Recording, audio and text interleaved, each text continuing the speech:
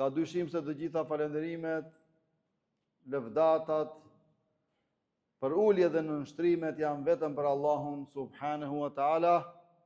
Allahut azza wa jall i takon madhërimi, sundimi. Ata falenderojmë për atë ndihmë dhe falje kërkojmë. Kërkojmë mbrojtje për Allahut të lartë madhëruar për çdo të keqe që veprojmë me dije apo pa dije. Atë të cilin e udhëzon Allahu i lartë madhëruar në këtë fe madhështore, nuk ka askush që ta ndaloj, ta privoj nga kjo mirësi kaq e madhe. Dhe mbi atë të cilin nuk zbret udhëzimi Allahu xhele xhelalu, nuk ka askush që ta drejtoj dhe orientoj për në rrugën e drejtë. Vërtetoj dhe shmoj me bindje të thellë se nuk ka hyjni tjetër që meriton të adhurohet përveç Allahut azza wa jall. Dhe vërtetoj dhe dëshmoj se Muhammed Mustafaja sallallahu alaihi wasallam është rob dhe i dërguar i Allahut. Salavatet, selamet, përshëndetjet tona më të përzemërta i dërgojmë i Muhammedin alayhi salatu wassalam, mi familjen e tij të ndershme, mi shokët e tij besnik dhe mbar pasuesit e tyre deri në ditën e fundit. Të nderuar besimtar, ju këshilloj ju dhe veten time me këshillën madhështore, e cila është frika ndaj Allahut xhele xhelal. Friksojeni Zotit dhe binduni atij, se s'ka dyshim se Allahu xhele xhelalu është me ata që i friksohen atij dhe i binden atij. Dhe Allahu azza wa jall s'ka dyshim që është me punë mirët. Sapo kemi hyrë në një prej muajve islam, i cili është muaji i parë i kalendarit islamik hijri, pra muaji Muharrem. Dhe është ky muaj i cili fillon vitin e ri. Është muaj që ka ndodhur ndodhi të mahnitshme, ndodhi të kuptueshme, ka ndodhur ndodhi që muslimanët duhet të marrin mësim ndaj këtyre ndodhive. Dhe ajo e cila kulminon, dhe ajo e cila është për ndodhive më të mëdha që ka ndodhur në këtë muaj, s'ka dyshim se është ndodhia e kujt? E pejgamberit të Zotit, Musait alayhis salam, me zullumqarin më të madh të tokës. Dhe dijeni se Allahu xhele xhelalu na i sjell si thash këto ndodhi që ne të mësojmë, që ne t'i marrim si mësim dhe shembull. Allahu xhele xhelalu thot në librin e tij Fisnik: "Laqad kana fi qasasihim ibratun li ulil albab." S'ka dyshim se në ato ndodhi, pra në ngjarjet e pejgamberëve, ato janë mësim për të zgjuarit, për të mençurit, për ata që i logjikojnë. Dhe si thamë, ndodhia e Musait alayhis salam është përmendur më shumë në librin e Allahut xhele xhelalu. Allahu azza wa jalla përmend në shumë ajete në Kur'an ngjarjen e Musait dhe historinë e tij. Në këtë muaj po ashtu të nderuar vëllezër dhe motra, ka filluar si thash në fillimin e kësaj ligjërate viti i ri kalendarik hijri, që sot mbushen 1438 vjet. Dhe kjo ndodhi në kohën ku muslimanët, shokët e pejgamberit sallallahu alaihi wasallam, emigruan nga Mekka në Medinë, pra kur emigruan përfundimisht. Pra jo në emigrimin që bën disa sahab në Abisini, po emigrimin që e bën muslimanët nga Mekka në Medinë, dhe nga ajo ditë u caktua pra fillimi i vitit të ri kalendarik hijri. Por se ne do ndalemi shumë sot e ngjarja e Musait alayhis salam, i cili ishte pejgamberi i parë në mesin e Beni Israilve. Beni Israilët jetonin atë kohë në Egjipt dhe ishin në udhëheqjen e kujt, e Firaunit, lanetullahi alehi, zullumqari më i madh që ka njohur historia e njerëzimit. Firauni ishte i zullumqar, i ishte një tiran, i ishte një shtypës, i cili i shfrytëzonte popullin e tij. Sidomos Beni Israilët i kishte sklever dhe i trajtonte në mënyrë jashtëzakonisht pra të keqe. Por se në atë kohë Firauni e shikon një ëndër. E shikon një ëndër që shqetëson jashtëmase. E shikon një ëndër, një zjarr të madh që vjen nga Shami. Një zjarr i madh që vjen nga Shami, nga vendet e Shamit, që janë Palestina, Siria, Jordania, një pjesë, ashtu është quajtur atëherë Biladi Sham, vendet e Shamit. I thanë komentuesit e ëndrave që një fëmijë për Beni Israilëve ty do ta rrëzoj pushtetin. Dhe si veproi Musa, ai Firauni, dha urdhër që çdo fëmijë mashkull që lindte nga Beni Israilët të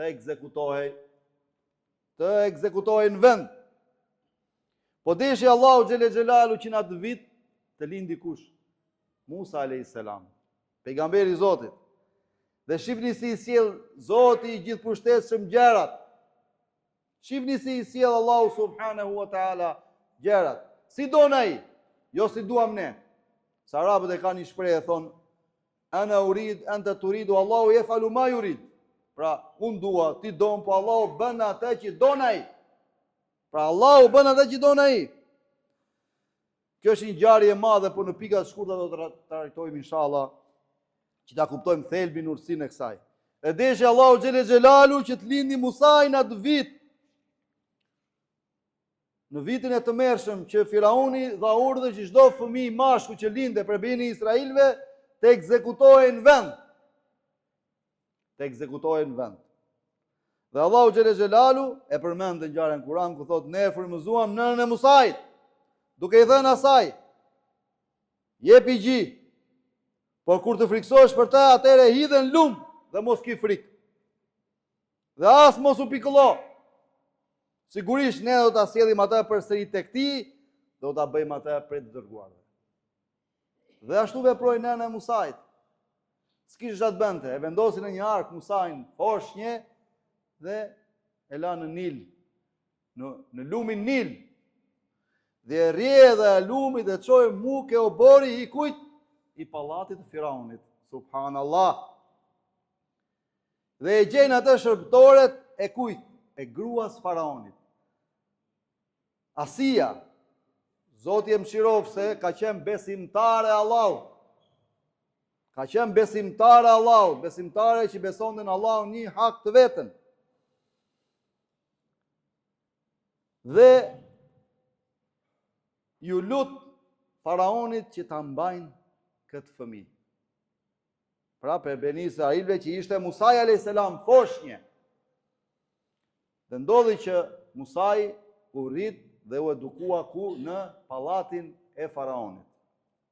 Por se ndodhin disa mrekulli në atë kohë që Musai alayhis salam nuk pinte qumësh gjiri nga gratë e tjera, se ishte foshnje. Dhe aty shërbëtore ishte tezja e tij, pra motra e nënës së Musait, e cila tha unë e njoh një grua që mund ta ushqej, dhe erdhi nëna e Musait dhe jepte gjë qumësh Musait në pallatin e Firaunit. Subhanallah. Derisa u rrit Musa, u edukua në pallatin e Firaunit dhe filloi pastaj një ngjarje ndolli që i pa dy persona të cilët po debatonin me njëri tjetrin dhe vajti për t'i ndarë, e shtyi një person dhe ai ra dhe vdiq. Por se ligji në atë kohë ishte që kush vret do vritet. Dhe Musa ishte shumë i fuqishëm. Për këtë ka ardhur në një transmetim të saktë, kur i ka ardhur meleku i vdekjes Musait në formën e njeriut, sepse pejgamberët e Allahut kanë pasur një privilegj, të cilët, domethënë, ju e shafatizuar marrja e shpirtit, pra ka ardhur meleku i vdekjes dhe i ka thënë që a do ta marrë Allahu shpirtin tani apo ta shtym vonë. Kjo ka qenë për pejgamberët e Allahut. Dhe Musai, kur e ka parë melekun e vdekjes në tratën e njeriut, nuk e ka ditur se ishte meleku i vdekjes, e ka goditur me grusht. Forca ja ka nxjerr syrin vendit. Dhe ka vajtur meleku tek Zoti Allahu xhelle xhelalu, e din me mirësinë e tij, e din me dijen e tij, po e pyet si ndodhi, dhe ja tregon ja çfarë ndodhi. Dhe ktheu, i thot Allahu te Musai në trajtën tënde origjinale dhe thoi, vere dorën në një mzat apo në një dem, sa qime do kapi dora, atëherë do kesh ymër jetë. Po as i pejgamber nuk ka kërkuar nuk ka kërkuar që t'i shtyhet e xheli, por se në atë moment që Allahu xhelle xhelalu e ka dërguar melekun, i ka thënë, po ma merr shpirtin. Pra kjo ishte e thash të hadith nga që kishte fuqi Musa dhe shtyi atë personin që po debatonte dhe ai ra e vdiq. Tani u përhap lajmi në qytet që Musa ka vrarë një egjiptas, ai ishte egjiptas që po debatonte me një jehud prej Ben Israilve. Dhe Firauni nuk do ta falte Musain për këtë që i bëri, dhe Musai u arratis për në Medjen. Dhe dini atje ngjarjen, domethënë, që ndeti disa vite dhe u martua me një prej vajzave të pejgamberit Zotit, dhe pastaj i erdhi, domethënë, në frymëzimin e Allahu xhelle xhelalu, që shkoi në malin tua dhe i zbriti shpallja dhe vazhdoi u kthye te Firauni, ku i tha që beso Allahun, largohu mizoris, largohu tiranis, ktheu te Zoti. Dhe Musa, ai Firauni, si shtam, ishte tinzar, ishte zullumqar, ishte tiran. Tha, kush është Zoti i gjithësisë? Unë jam Zoti, thoshte. Subhanallahu, dhe urdhroi atë kraun e djathtë të tij Hamanin, i tha, ndërtoj një kull të lartë që unë t'i laj hesabet me Zotin e Musait, dhe kështu filloi, domethënë, Musai e thriste në rrugën e drejtë Firauni nuk kthente, ishte tiran i madh, sa që Allahu i dërgoi shenja, i dërgoi mrekulli me Musain që ai të kthehej në rrugën e drejtë, subhanallahu, sepse Allahu ju jep afat edhe të këqijve që të kthejnë deri në momentet e fundit, pra, të jetës së tyre. Allahu i afatizon, ju del borxhit që të dalin pa drejtësia e tij. I dërgoi gjatë, i dërgoi karkaleca, plot ndodhi, domethënë, dhe prap nuk besoi Firauni. Derisa u lodh me Musain alayhis salam, dhe i tha, merre popullin tënd dhe largohu, mu zhduk prej këtej. Pra kjo është shkurtimisht, sepse koha që kemi në dispozicion në hutbë nuk na del, nderuar vëllezër dhe motra, për ta trajtuar më gjerë.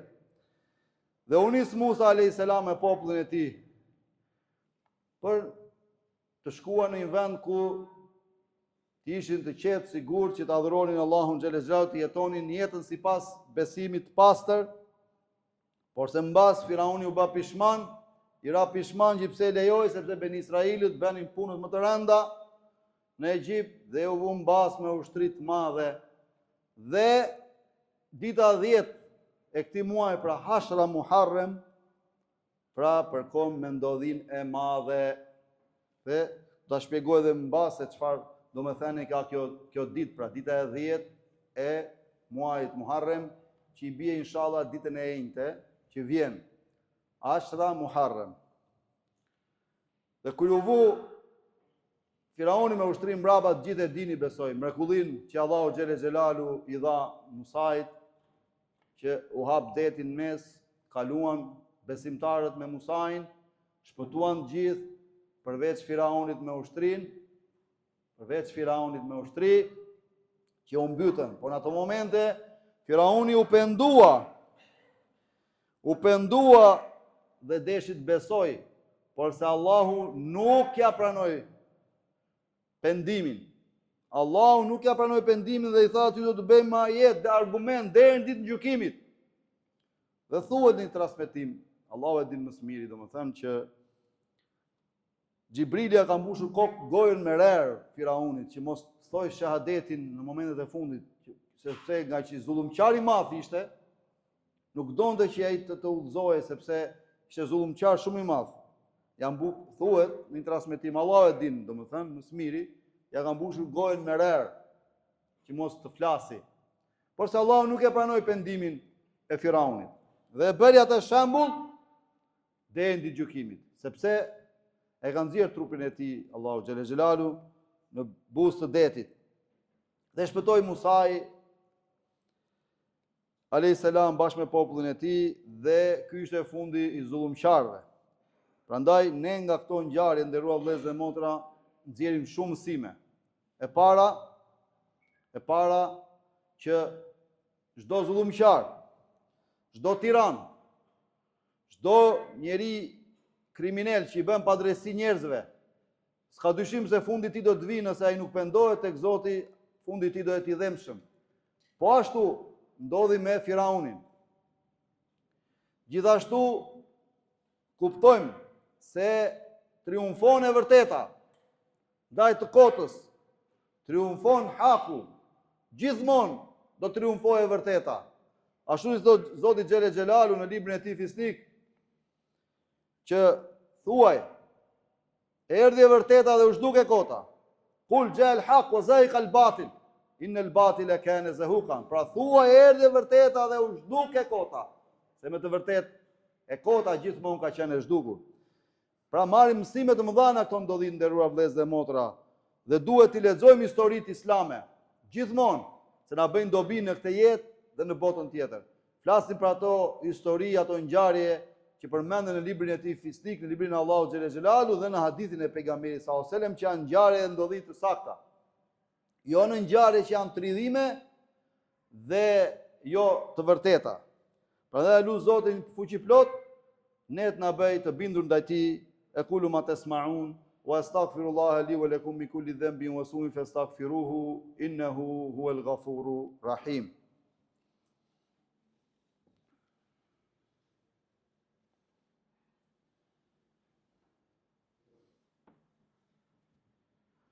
Elhamdulillahi wahda wassalatu wassalamu ala man la nabiyya ba'da. Falënderim dhe takojmë vetëm Allahut azza wa jall, Zotit të botrave, që është Zot i vetëm, dhe askush nuk meriton të adhurohet përveç tij, dhe paqja dhe bekimet e Allahut xhelle xhelalu qofshin me Muhamedit alayhi salatu wassalam, i cili është pejgamberi i fundit dhe s'ka pejgamber tjetër mbas tij. Të nderuar vëllezër dhe motra. Pra siç e përmendëm, ne kemi hyrë në këtë muaj madhështor nga muajt Islam, pra në muajt e Allahut xhelle xhelalu. Dhe pejgamberi on i dashur sallallahu alaihi wasallam kur emigroi pra me sahabët e tij nga Mekka në Medinë, i pa që futët e hebrejt duke agjëruar ditën e 10 të këtij muaji, pra ditën e 10 të Ashurës, pra që i bie ditën e enjte që vjen. Dhe i pyeti pse po veproni kështu? Tha, kjo është në shenjë falënderimi, kjo është në shenjë kujtimi, sepse Zoti e shpëtoi Musain dhe popullin e tij nga zgjedhja e Firaunit. Atë pejgamberi sallallahu alaihi wasallam i tha, ne kemi më shumë përparësi se ju karshi Musait. Ndaj dhe ne do agjërojmë. Dhe pejgamberi sallallahu alaihi wasallam këshilloi që të agjërohet një ditë para, me ditën e 10. Pra dita e 9 me ditën e 10, ose dita e 10 me 11. Por se ai që agjëron ditën e 10, edhe kjo bën, lejohet. Po është në trajtën që mos ju përngjasosh jehudëve. Dhe tha pejgamberi sallallahu alajhi wasallam, ju tha vitin tjetër do ta agjëroj edhe ditën e 9, bashkë me ditën e 10, Po tregon Ibn Abasi radiallahu anhu, erdhi viti tjetër thotë dhe pejgamberi sallallahu alajhi wasallam ndroi jetë. Por se këshilla e tij mbeti, tradita e tij mbeti dhe agjërimi i ditës së 10 të këtij muaji të Ashurës ka ardhur transmetimin e saktë që gjendet në Sahihul Muslim, fshin gjunahet e vitit të kaluar. Pra, gjithë secili prej jush mundoni të agjëroni ditën e 10 të këtij muaji, pra ditën Ashure. Kjo është suneti pejgamberit sallallahu alaihi wasallam. Pra si tham, e mira të mirave është ta shoqëroni ose ditën e 9 me ditën e 10, pra ditën e mërkur me ditën e enjte, ose ditën e enjte me ditën e premte, të dyja bashkë. Por se disa dietarë janë mendimit që mund të agjërosh edhe 3 ditë, ditën e 8, ditën e 9, të 10 dhe të 11. Kjo është tradita e pejgamberit sallallahu alajhi wasallam, agjërimi. Dhe kjo ditë nuk ka të bëjë me çka ndodh rëndom në disa vende islame, këtë ditë feste, ignorantët, të devijuarët e kthejnë në ditë pikëllimi në disa vende të botës islame, duke dëmtuar vetët e tyre, duke goditur vetët e tyre me kamzhik, duke nxjerr gjak në trupin e tyre në shenjë hidhrimi, në shenjë vajtimi. Kjo nuk është prej fesë, nderuar vëllezër dhe motra, kjo nuk ka lidhje as pak me islamin e pastër, kjo është thjesht një devijim, një shturje, dhe Zoti na ruaj nga lajthitjet e njerëzve. Prandaj lutem Allahun fuqi plot na i mundsojnë që ta agjërojmë këtë ditë të begat, duke ndjekur traditën e pejgamberit sallallahu alajhi wasallam. Lutem Allahun na ndihmoj, na drejtoj, na udhëzoj, na bëj besimtar të devotshëm, na bëj për atyre të cilët e ecin në gjurmët e të parëve tanë të mirë. Lutem Allahun azza wa jall na bëj banorëve të xhenetit më të lartë, xhenetit Firdeus. Lutem Allahun të jemi për atyre që Allahu azza wa jall është i kënaqur me ne. Lutem Allahun subhanahu wa taala të ndihmoj muslimanët kudo që ndodhen ata, sidomos vëllezërit dhe motrat tona në Palestinë. Allahu ja lehtësoft problemet e tyre, ato vuajtjet dhe sikletet e tyre. Lutim Allahun të mëshiroj të gjallët tanë, të vdekurit tanë. Sallallahu ala sayidina Muhammed